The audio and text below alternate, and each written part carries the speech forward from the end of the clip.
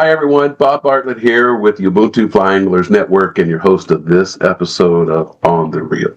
Today, my guest is Dudley Edmondson. I think of you, Dudley, as the Swiss Army knife, black folks. Dudley is a renowned professional wildlife photographer, cinematographer, author, and fly angler, who happens to have lived in Duluth, Minnesota for several decades now. So welcome to the show, Dudley. Hey, Bob. Thanks for having me on. Appreciate it. You're welcome. You know, this is pretty amazing because this is 2 weeks in a row you and I have had a chance to hang out. So it's true. It's true. That makes me happy. Dudley, let's just jump right in here. Where did you grow up? You know, what part of the country did you grow up in? Was it at urban? Were you an inner city kid or are you a country kid? And where did you first start fishing? Yeah, I grew up in Columbus, Ohio, in the Midwest there. City kid, grew up right in the heart of Columbus, where so many communities of color around the country tend to live in the central part of industrial and urbanized environments. But, nearby, at least by bicycle, there were places to go fishing. So me and a bunch of boys in the neighborhood, we would at least a couple times a week, we might go fishing. Scioto River, Olentangy. There's a bunch of other areas and ponds and things. There's even some city ponds that were stocked in, so we would fish. But back then, of course, I was using Zepco 303s, night crawlers, and big red and white bobbers. You know how everybody gets started fishing. It was a way to get out of the house, which was super important to me. So I really enjoyed fishing early on. Well, you consider yourself self-taught then, or did you have someone teach you the basics? My dad fished. He's a southern man from Dixon, Tennessee, and he fished, and we would go on these family picnics on the weekends to a place called Hoover Reservoir, and me, him, and my brother would catch channel cats and bluegill and stuff like that in the reservoir. I guess we kind of learned watching my dad, but to me, a Zipco and a bobber is pretty easy stuff. As basic as you can get, but most of us had those beginnings, and so that's always interesting to ask people how they started. And usually, there's a Zepco in there somewhere, and a red and white bobber. Well, as you can see, I'm in Yosemite. Nice. I'm in Yosemite Park right now. I grew up country, so I need to be surrounded by the reminder of where my roots lie. And I don't know if you've ever been to this particular park, but I did. I have. Yeah, I've been there. Yeah. I think that's you back there behind that tree. Probably. So you ended up in Minnesota. How did that happen? And what prompted that? Again, I just really was not happy living in the urban congestion of Columbus, Ohio. I mean, I discovered nature as a young man on those trips to Hoover Reservoir. Unfortunately, in the family home, my parents both had issues with alcohol. They were good people, hardworking folks, but sometimes that would get going and it would cause a lot of trauma. I found nature really was the way to deal with all that stuff. And so, I started collecting butterflies and bees and praying mantises and even having that stuff in my bedroom and plants and things. So if things got really hairy, downstairs, I could go upstairs and just close the door and be in that room. I really discovered nature early on as a way to sort of heal some of that trauma.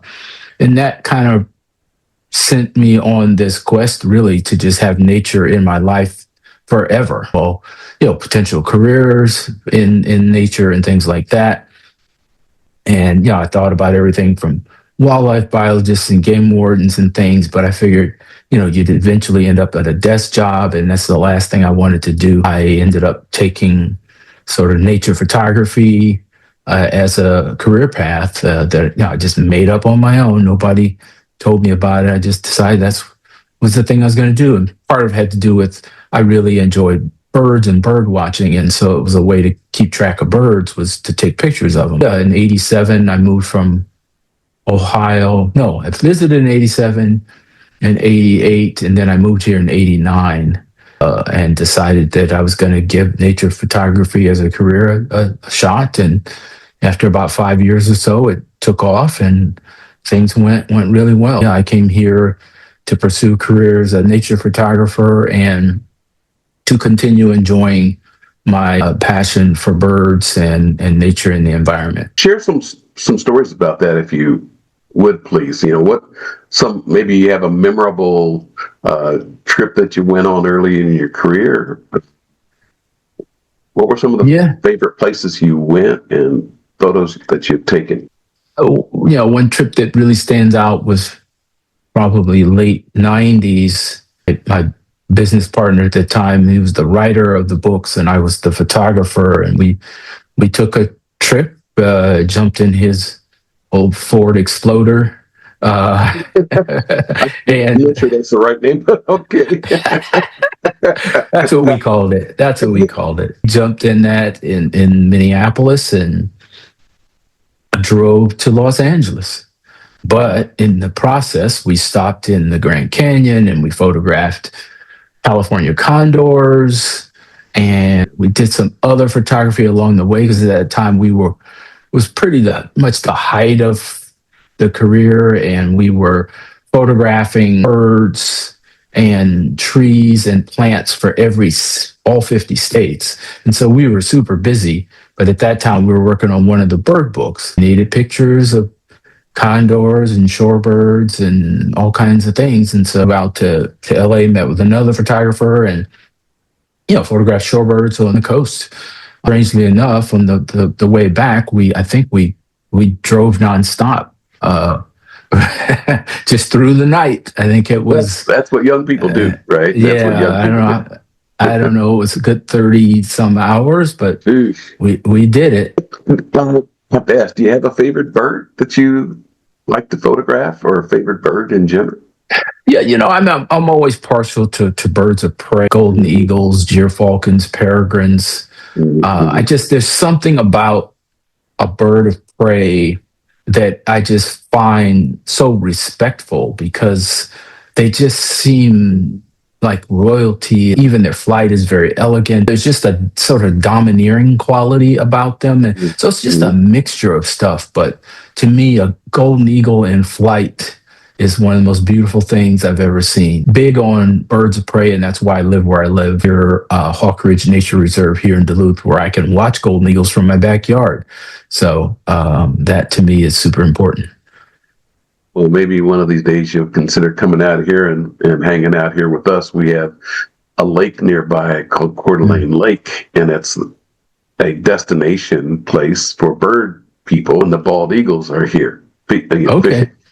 And people come from all over the country and likely the world to get a glimpse of bald eagles that come through. Like I mentioned, I consider you a real Swiss Army knife because you've had these amazing experiences in different areas. Like some of us were kind of, one song cowboy. It's fly angling, but you started out with wildlife photography. I just find that amazing. I also know enough about you to be dangerous, because you're also a cinematographer, and some of the places you've gone where you've created film.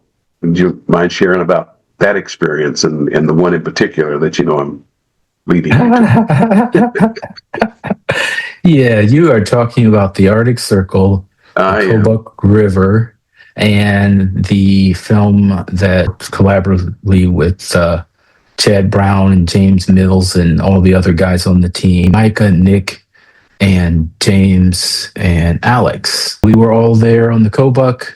We shot a film called Black Waters. It's a story of black fly anglers in wilderness spaces talking about their experience as black men, both in the outdoors and in the urban environment. And so we were having these sharing discussions around campfire about our experiences. And we ended up making this film that we toured the country with it for a couple of years, go to theaters and show the film. And then we would just have discussions, Q&A with the audiences afterwards.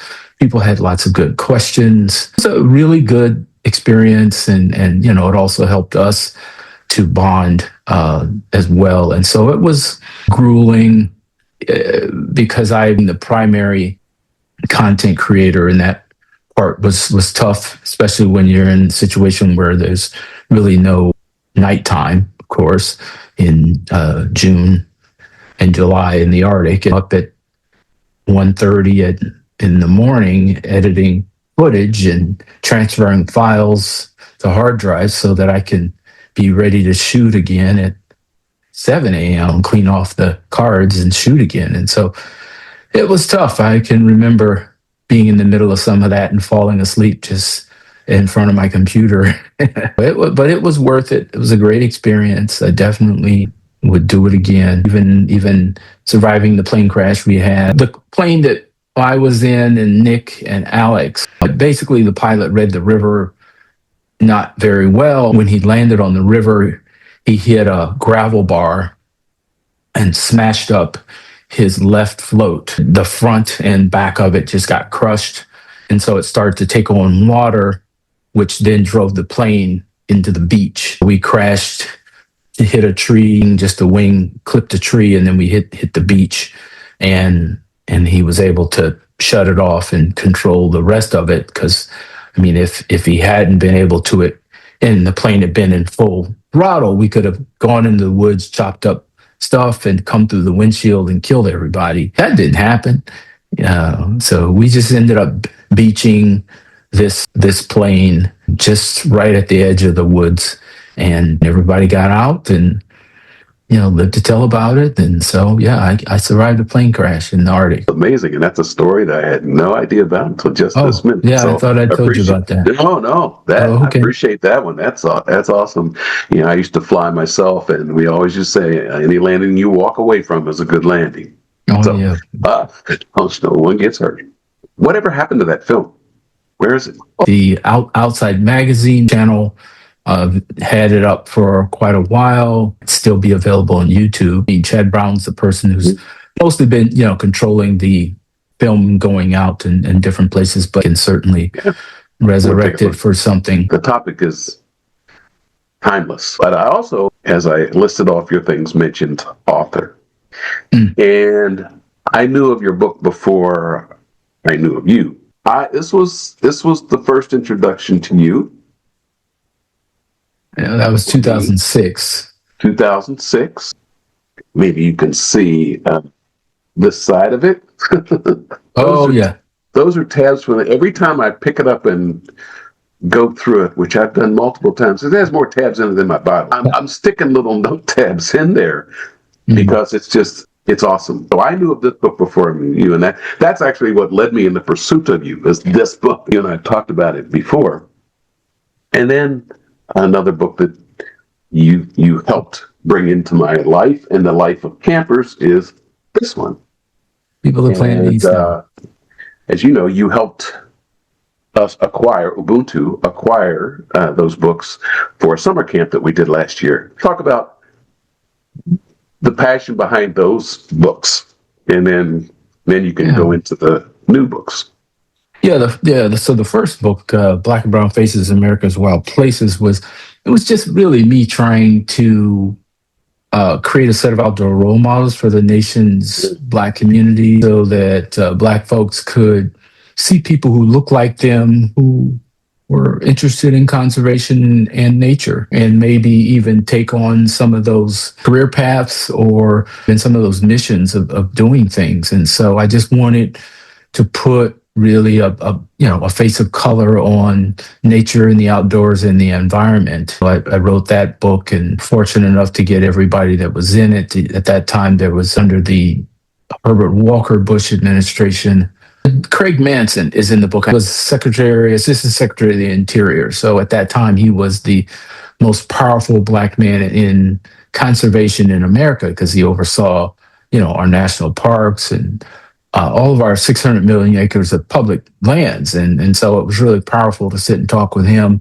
and get him in the book. And he was really happy to be in it, so that other, young people of color could see, that here is a man who could be your grandfather, and here he is overseeing all of our public lands and things. The point of that book, in addition to just me trying to find more people who look like me, who were interested in nature and conservation. And the other book you held up, People the Planet Needs Now, was kind of a somewhat of a continuation of that idea, but just specifically showing maybe a younger group of people and multicultural group of people, because there's more than just Black people in that book. Black and brown communities, really, exclusively Black and brown people, again, to show these young scientists and environmental and social justice activists out there doing what they do. But there's also older folks, elders in the book too, who have been fighting for environmental justice, in particular in urban communities. In fact, unfortunately, we lost one of them, Charlie Mack Powell from Alabama, from Birmingham. He died last year from some of the things that he was fighting against, the types of cancers and things that took his wife and most of his friends in his community. And so that to me was tough to hear, but it's also stamp on why the book is important. I mean, and as I say in the beginning, the book is not designed to make you feel good or be happy about stuff. It is designed to make you think about how much injustice there is, particularly in this country, when it comes to communities that are largely comprised of Black and brown people, as well as some of the ways in which science is just not really taking full consideration of all the people who contribute to scientific knowledge, and the indigenous cultures of the world and what people know there, as well as people of enslaved African ancestry and agrarian background that came with us. That perspective is missing from a lot of our climate solutions and environmental knowledge. And I just wanted to let people know that there were Black and brown people around the globe who were interested in getting involved in those things. And truly, you did a beautiful job with both books. Now, you have a couple other books out there that I don't currently plan on getting.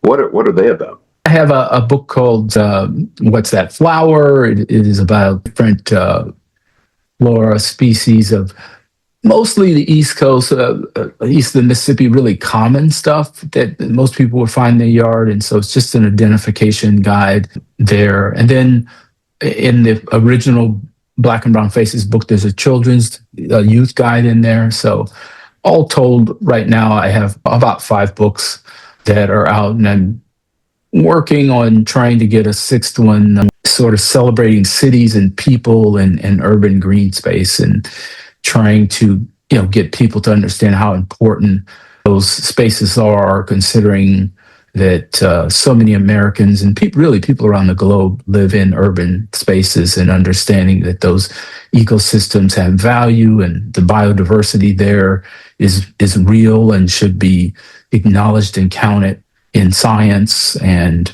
so much of our sort of Western white male perspective of nature and the environment, I mean, we all sort of look to white men to tell us what has value and what doesn't.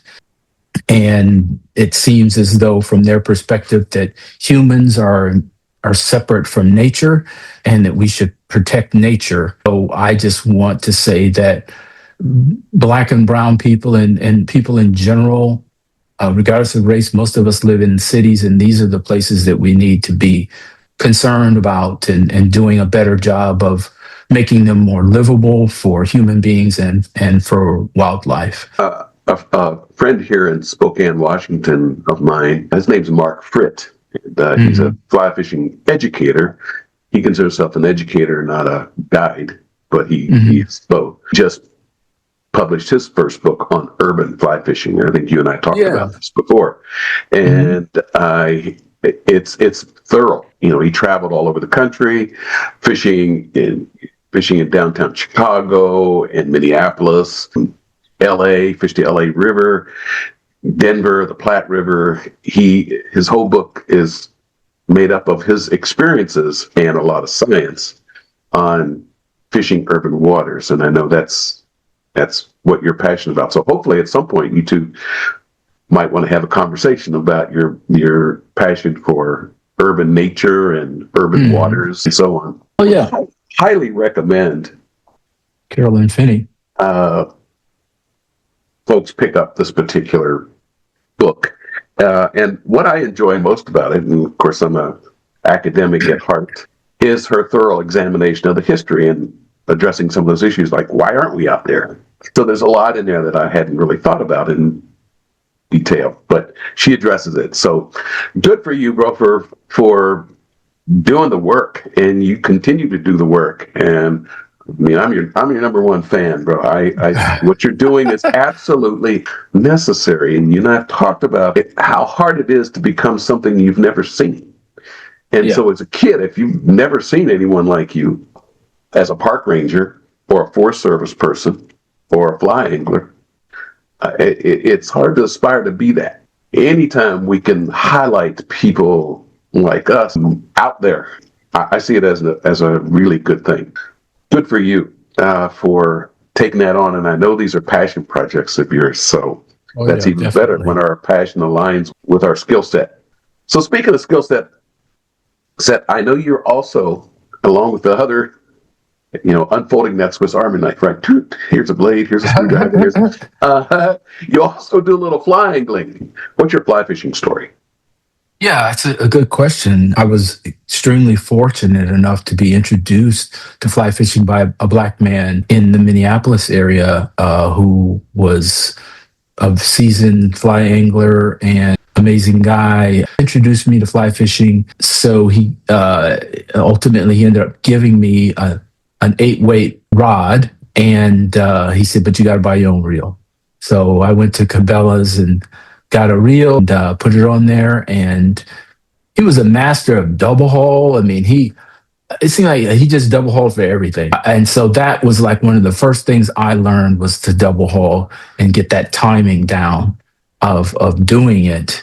And it has certainly become my favorite thing, because there is a rhythm to it that is I consider, very therapeutic. But to me, fly fishing in general is about 80% therapy, I think. And because I'm allergic to fish, it's probably higher than that, because I can't eat the things I catch. But I can handle them. I just can't fry them up and on a shore lunch and put them between two pieces of white bread and eat them. That was kind of the beginning of it. I have since then taken my equipment up a couple of levels, and I ended up actually donating that reel and the rod that I bought to another Black fly fisherman. And along with that, I gave him all of my spinning reels and Rapala lures and my whole tackle box. I just gave him anything related to spin casting, Zepco, bait casting, what I gave him there, all of it. Because for me, fly fishing is just so much more than catching fish. I just had zero use for all of that stuff, and boats and depth finders and fish finders and trolling motors, and all of those kinds of things are just, as far as I'm concerned, cheating.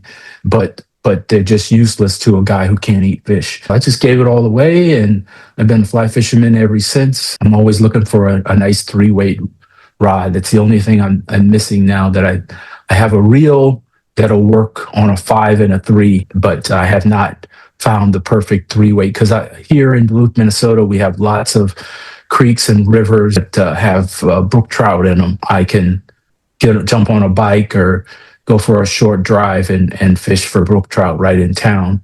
And I said, one of these days I'm going to get myself a 3-weight and be able to just like a 6-footer, because, it's tight. The creeks are really tight and the shorelines are tight, and you can't be in there with a 8 or 9 foot rod or something like that. There are some big ones in there too, which blew everybody away. Unfortunately, we had strangely enough, it was just drinking water.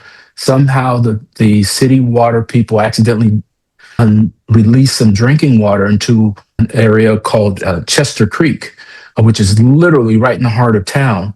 And it killed the brook trout. And there were 15, 16-inch brook trout floating. And people were blown away that those fish were in there. I mean, I knew they were, 5, 6-inch fish in there, but people didn't realize they were those. And so understandably, people were pissed off, and the employees apologized. But it also made me think, man, if drinking water is killing fish, what's it doing to me? There sure wasn't wastewater, not drinking water. No, it was regular drinking water, but well, apparently it's the chemicals. Yes, the chlorine in it, and that killed a whole bunch of brook trout, and it made news for a week. People were angry. You got big fish right there in your backyard, don't you, on the lake? Yeah, we had lake trout and steelhead, I guess, and we used to have loopers, which was a hybrid of some kind, because we have fish hatcheries right on the shore. The DNR puts fish into Lake Superior and ships fish around the region to stock areas. But yeah, Lake Superior, lake trout is full of lake trout, and I think there might even be some Cisco's out there, and there's a bunch of different things. Myself, I have to be honest, I've never been a trout guy. I mean, like I said, I've caught a few brookies here in town, but mostly I'm a smallmouth bass guy, panfish person. So I tend to generally use a 5-weight for just about everything. I would zip around in my kayak with my 5-weight Orvis and smallmouth, largemouth, and the panfish. So, and still, you didn't even kiss them and put them back like some of us have a habit of doing because you don't want to die from. Yeah, I just put them back. Let's get real for a minute. So you've spent a huge chunk of your life in green space and in outdoor spaces, but given your vast experience as a Black person in what some would also call white spaces, what has been the most challenging or difficult part of being you doing all this amazing stuff that you've done and are doing? Yeah, I think sometimes I would say the challenging part is mostly psychological. It's a factor in why, there aren't more Black and brown people in these spaces. You find yourself in the outdoors, and everywhere you look, there's white people. Some people might question, do I belong here? Clearly, I'm the only person here. Should I really be here? I mean, then there's legitimate safety concerns for people of color when they find themselves in these spaces. I personally have never had the safety concern piece. I've been in situations where white people lose their mind, get a little crazy, but I don't ever let it bother me. My philosophy has always been I belong wherever I choose to be. And the key word is choosing. I choose to be in Yosemite. I choose to be on this river that is supposedly the best river in Wyoming or whatever. And if I want to fish there, I fish there. I've adopted this mental sort of persona that I'm insulted at the thought that I don't belong anywhere I choose to be. So that just makes me, when I think of it, it makes me angry. And so then when I'm out there, I might start out being kind of salty and like looking at white people like, what are you looking at? Eventually I get to the point where I just settle into the green space, wherever it is, mountains, camp, whatever, and do what I set out to do. But that just the thought that people believe I don't belong in a space because of the color of my skin just literally pisses me off. Then I want to be there even more. I want to ruin your damn picnic. You know what I'm saying? I want to walk past your campground and make you feel uncomfortable because that's what you're trying to do to me.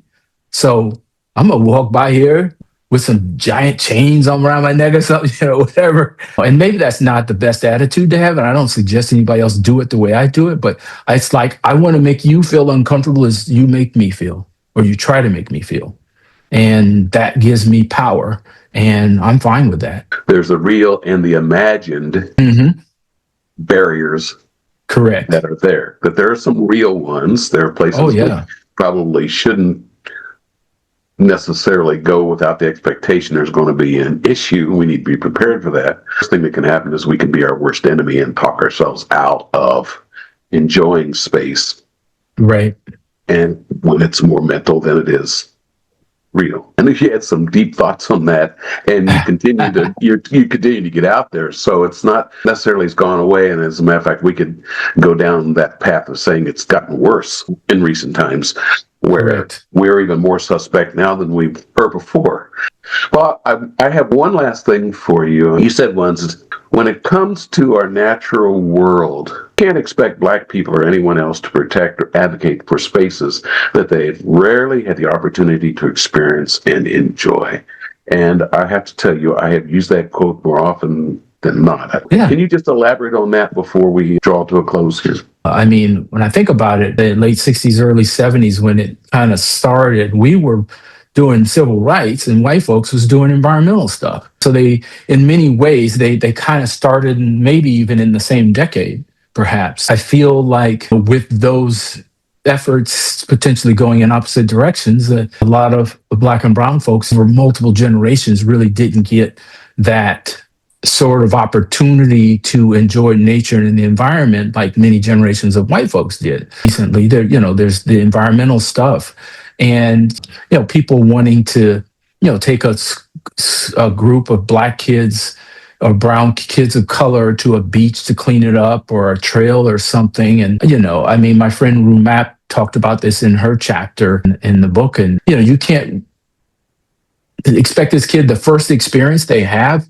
is as a maintenance crew. It's like, I've never been on this trail, and here I'm picking up people, maybe even white people's trash, and I've never even been on this trail. That is just an injustice for folks of color, and environmental organizations and need to do a better job of putting people of color in the room when you're creating stuff, and not as an afterthought. It's like, okay, we've created this thing, now let's go bring some Black and brown people in so that we don't look racist. Two words I'm not a fan of are inclusion and tolerance.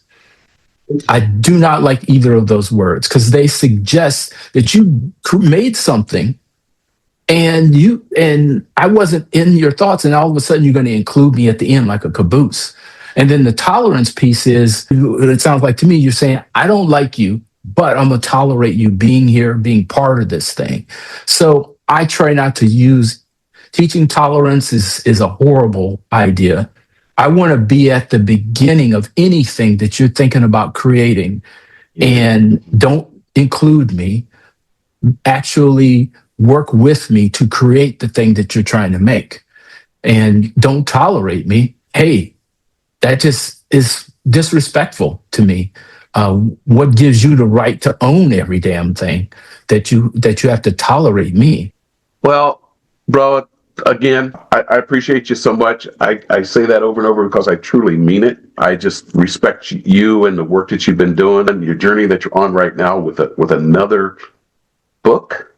I just thank you for being a friend of Ubuntu, our Flying Anglers Network, being a part of it. You came on with last week when we did our refresh hour, which is the last Wednesday of every month at 5:30, and really appreciated seeing you there. Thank you so much, Dudley, for being a guest on the show. And it's like I say, it's always good to see you and to visit with you. Thank you very much for listening and or watching this episode of On the Reel. Visit our podcast, and we have more to come in the future. Thank you, Dudley, and we'll see you next time.